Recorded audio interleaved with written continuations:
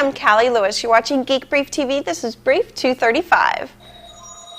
There's a lot of controversy over Apple's announcement that in a future software update, any iPhones that have been unlocked are likely to become inoperable. So I asked Rob Walsh from Today in iPhone to join me to talk about the controversy. Hey Rob, thanks for coming on Geek Brief. Well, thank you for having me on, Callie. Yesterday, actually on Monday, we're recording this on Tuesday, on Monday, Apple announced that they will be fighting the unlocking process of iPhones. So if you've unlocked your iPhone to work on a different carrier other than AT&T, then you can potentially have a bricked iPhone the next update. What are your thoughts? Well, yeah, it's funny. This weekend when I was doing my show, I had some people had asked me about that because the rumors were coming that Apple was going to try to brick it because some things that were said at the UK announcement, and some people had reported, there was a report of someone returning their iPhone because there was something wrong with it, and Apple had said, no, it's out of warranty, you voided the warranty by unlocking it, and it was a T-Mobile phone. Yeah. So my feeling and what I said on the show was, look, if you have unlocked your iPhone, whether it's with AppTap or if you've unlocked it with the Unlock SIM from the iPhone dev team, don't go and update your iPhone to the latest upgrade. Wait 2 weeks. Be patient. Wait 2 weeks. Do not upgrade. I go because I felt that the iPhone dev team or someone else was going to go ahead and release something that would relock it. And sure enough, today, the iPhone dev team, those guys, they are so quick. I mean, so good. And they said that they are going to release a product in the next week that will relock your phone, and they said don't upgrade. So I'm sticking with that. Don't upgrade to 1.1 or whatever it is. Everybody listen to Rob before these things happen. He's good. He's good at predicting. So basically, you want to get your phone back to factory condition before you do the software update. Otherwise, you're going to have a problem. Correct. Yeah, you may have a problem. And mind you, there's a lot of people that are panicking because they use AppTap and they're putting third-party apps on. Apple really doesn't care about you if you're doing that. Yeah, and you're still on you're still paying. So this announcement was specific to unlocking, not hacking, is the point. Right. There's two different things. There's the unlock, and then there's the unshackle.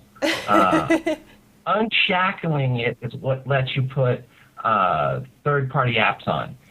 Unlocking it is what lets you move it from AT&T to T-Mobile. Correct. That costs Apple money, and Apple will go after you on that.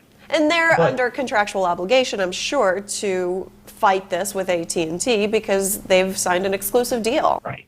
And so you're not worried at all, even for the future, about the fact that you hacked your iPhone? I am not. Okay, not at all. Yes, I'm a little worried that they release something, and that's why I tell everybody who's used AppTap or is unlocked it with Unlock SIM to wait 2 weeks. Yeah.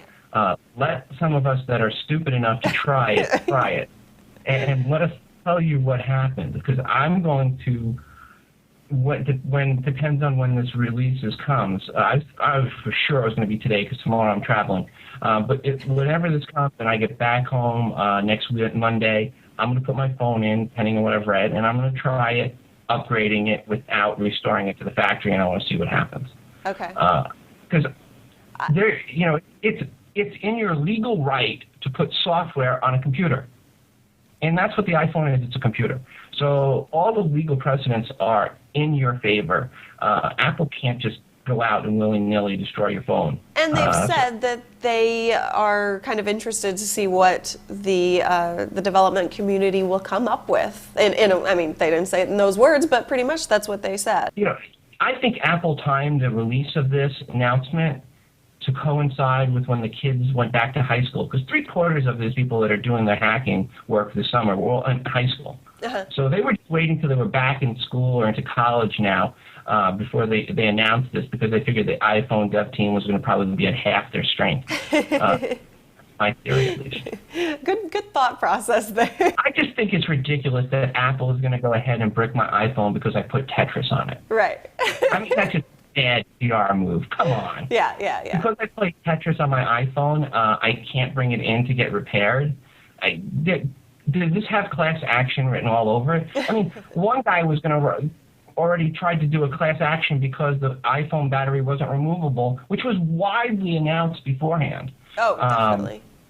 Yeah, so I think this is going to be a fun one to see how the PR works out. This really is an arms race between the hackers and Apple, and I really think in this case the hackers are going to win every time. Apple may get up for a week, but in the long run, the war, there's no way Apple can win this. Yeah, the hackers, I mean, it's a huge community right now, and they're just going at it and going at it and going at it, and I can't wait to see what they do each time something new comes out. You can find Rob at todayandiphone.com, correct? Correct.